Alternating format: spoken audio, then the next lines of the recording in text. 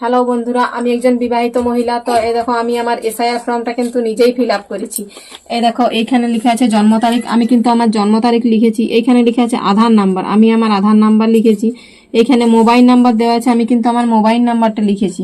এখানে পিতার বা অভিভাবকের নাম লেখা আছে, এখানে কিন্তু আমি আমার বাবার নাম লিখেছি। এখানে বাবার ভোটার কার্ডের নাম্বারটা লিখেছি। এখানে লেখা আছে মায়ের নাম, আমি আমার মায়ের নাম লিখেছি। এখানে লেখা আছে মায়ের এপিক নাম্বার যদি থাকে, এটা আমি আমার মায়ের ভোটার কার্ডের নাম্বার দিয়েছি। এখানে লেখা আছে স্বামী বা স্ত্রীর যদি থাকে তার নাম, এখানে আমি আমার স্বামীর নাম লিখেছি। এখানে স্ত্রী বা স্বামীর এপিক নাম্বার, এখানে আমি আমার স্বামীর ভোটার কার্ডের নাম্বারটা লিখেছি। এখানে লেখা আছে দেখুন আত্মীয়দের বিবরণ, যার পূর্ববর্তী কলামে সর্বশেষ এসআইআর নাম দেওয়া আছে। এখানে আমি আমার পিতার নাম লিখেছি, এ দেখো দিলীপ কুমার মাহাতো। এখানে তার এপিক নম্বর দেওয়া আছে, এখানে আত্মীয়ের নাম দেওয়া আছে। এখানে আমি আমার দাদুর নামটা লিখেছি, দাদুর সঙ্গে বাবার কি সম্পর্ক সেইটা লিখেছি।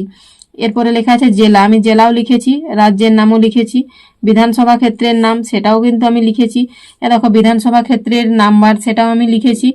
এবারে অংশের নাম্বার সেটাও আমি লিখেছি, আর ক্রমিক সংখ্যা আছে সেটাও কিন্তু আমি লিখেছি পরিষ্কার পরিষ্কার করে। এই দেখো, আর এখানে দেখা আছে নির্বাচক বা পরিবারের যে কোনো সাবালক সদস্যের স্বাক্ষর বা বাম হাতের বৃদ্ধাঙ্গুলের ছাপ, তারিখ সহ এখানেও কিন্তু আমি সই করেছি। এই দেখো, তো আমার ফর্মটা দেখে দেখে আপনারা যদি কেউ ফিল আপ করতে চান, আমার ফর্মটা কিন্তু পরিষ্কার সুন্দরভাবে পরিষ্কার পরিষ্কার করে লেখা আছে। আপনারাও কিন্তু এইটা দেখে দেখে ফিল আপ করতে পারেন।